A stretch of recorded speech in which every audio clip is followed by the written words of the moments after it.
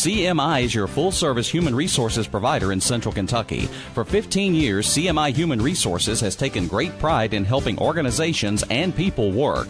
Whether it's employee handbooks or help in filling a position, no job is too large or too small for CMI. Contact the professionals today at CMI Human Resources, 859-296-2800, or online at cmiconsulting.com. Welcome to Hope is Here. My name is Greg Horn, and excited to continue my conversation with the author of Fifth and Hope. It's a childhood friend of mine, Robert Hall. We haven't seen each other for many, many years, but got reconnected over the Christmas season during 2017 when he sent me a copy of one of his books. He's written 3 books, but the latest one was one called Fifth and Hope. And obviously, since our program's called Hope is Here, he thought I might relate to that. And just a great novel that he wrote under the pen name of Nathaniel Sewell, which has a good family origin to him. In fact, the book's dedicated to his grandparents. Highly would recommend the book. I read the thing in 3 days, and as I shared yesterday, I'm not a fiction reader, but this one has a lot of Kentucky facts in it, also historical facts, and so I would really encourage you to get a copy. But if you want to find out more about what we talked about yesterday, just go to our website, hopeishere.today. We have our 14-minute podcast of the program, and you can catch up where we're at. And Robert, we're in the still early part of the book, as a lot of different places spoke to me, and we finished off with a powerful topic yesterday about how sometimes, even though we think if we have lots of things that it'll bring us peace, but it won't necessarily do that. And both you and I have found that out in our personal lives. And so I love that you address that a lot in the book. Another thing that really spoke to me was on page 99, Amy, as we talked about in yesterday's program, she says to the main character, "Your grandfather really had an effect on you, didn't he? He's why you're sort of humble. I think you like being hidden." And the main character says, "I guess," I said, I watched the shoppers move in and out of the glass doors along the stretch of popular retail stores." And then he replied, "Once you see the world, you meet famous people, you eat fancy food, it all becomes nonsense." "But still," Amy said. And then he replied, "If you're kind to everyone you meet, treat them with respect." And, I know I kind of talked about that earlier, but you reiterated it again. And I just think it is such, I know we talked about it yesterday, Robert, but you bring this up throughout the book that your grandfather continually taught you this. And a lot of people, especially in this culture, it's about me, I. And yet what your grandfather taught you many years ago, as you've said yesterday, it still is very applicable to our lives today, isn't it? It is, and therein lies kind of what's the driving force behind the character Bobby, and Amy recognizes it.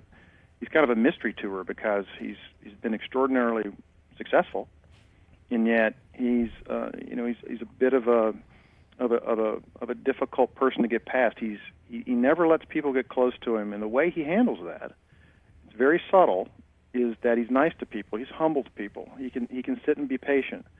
He deflects. He doesn't allow them inside to really find out what makes him tick. Instead, he asks them questions because he's good at listening, something he learned from his grandfather, something I learned, obviously, from my grandfather. A good way to make a conversation drive forward is by asking people questions about themselves. And that's a very good technique if you don't want people to really talk to you and find out about you. There's nothing more... There's nothing harder, I think, in life than to learn to just allow other people to talk about themselves, but it also can be a technique to hide, and that's what Bobby does, and she picks up on it early on. He's got all this stuff going on, he asks all these questions, he acts all real nice, but in reality, he's still a tough, numb character. That's what I was trying to convey along those points, creating the comparison between the grandfather and how he is.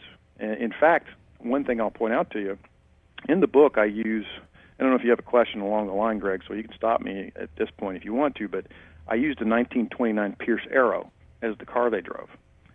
And the reason I used that car is because it is a reflection of time. My grandfather actually really did live on Hope Street in downtown Los Angeles in 1926. Charlie Chaplin drove a 1929 Pierce Arrow. So So my grandfather could have very easily walked around the corner to the Biltmore, and seen Charlie Chaplin in that car. So even though the car is completely impractical for the journey, that's part of the reason I used it that way, because it creates a little bit of a metaphor to time in terms of how people really are. And over time, the Bobby character got colder and colder, but he still reflects on the fact of his youth and his happiness, and the fact that he still has this beacon in his mind of his grandfather and his grandmother, who were these kind, generous, humble people.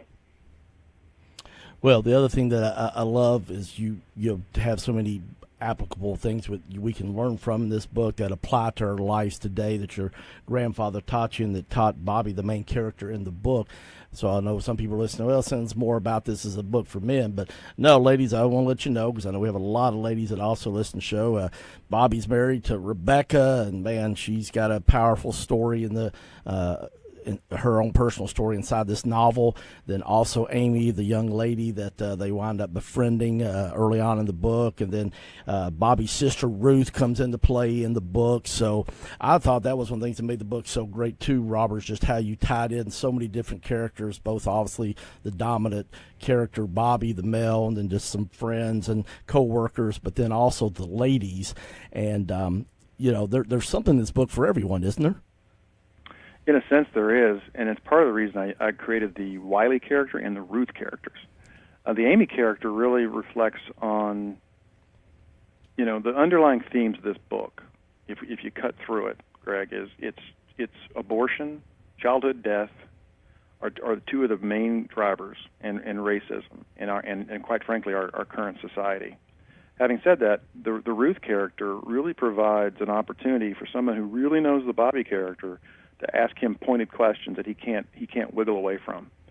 And that's where the strength of the female characters comes in, as you well point out and catch on, is his wife is very strong. She has a very strong personality.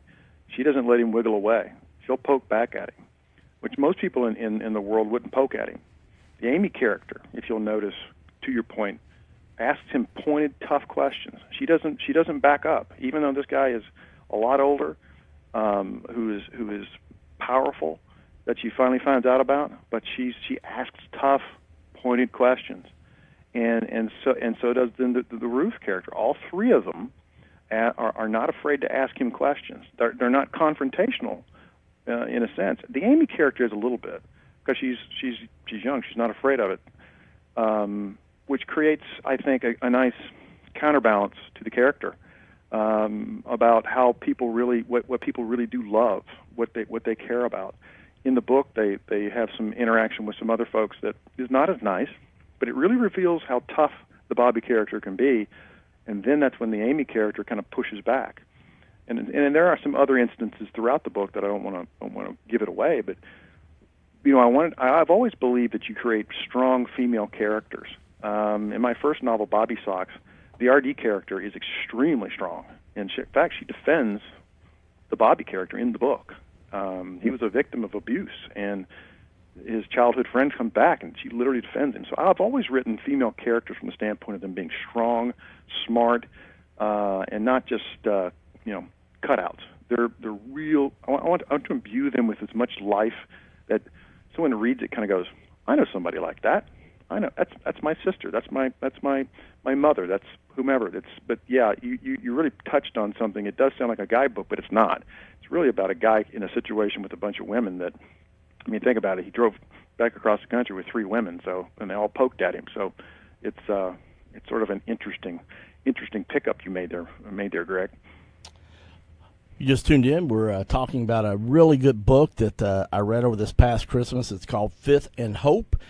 It is a novel written. The pen name is Nathaniel Sewell. The actual author is Robert Hall. His pen name is Nathaniel Sewell. He actually grew up here in the Lexington area, but now has been in Florida the last several years. And so, but just talking with him about this outstanding book that I read. If you're looking for a good read and something that both can help you learn, but is fiction, but also has some faith in it too, it would be a really, really good read, both for men and women, as we just talked about. Robert, as I got on into the book, up near page 200 or 201 to be exact, Ruth, I believe that was his sister, as you finish one of the chapters, she just says, keep things simple now. Have a simple faith. And, you know, I think sometimes we just make this God thing way too complicated. You know, I remember a pastor, Mike Bro, came into Southland Christian, which one of my heroes, Wayne Smith. We both grew up at Emmanuel Baptist, and then in college I started going to Southland Christian, and Wayne Smith sat under his tutelage, and then he kind of became a mentor in the last few years of his life to me, so I was very, very fortunate. But Mike Bro, a new guy, came in. He just kind of had some simple 3 things he said I want us to be known around here for. One, just come as you are, and he wanted people to know that that you matter to God. And, you know, it was just the simple things like that that made people, you know, hey, I can come as I am. I don't have to wear a tie and a coat or a dress. Doesn't matter what I wear. Just come as you are. And then, you know, that you matter to God, because so many people feel like they don't. And I just love that quote that Ruth had there. Just keep things simple now. Have a simple faith. And, man, if we could keep it more simpler than just something such as faith, it really makes life a little easier, doesn't it? It really does, and you know, the key component there. The reason she says that, and it draws back on the grandparents again. My grandfather had a small chapel there in Clayhole, Kentucky, and he would hoe his corn and what have you out on a field right next door, and it was not uncommon that he would go out in the field and hoe away.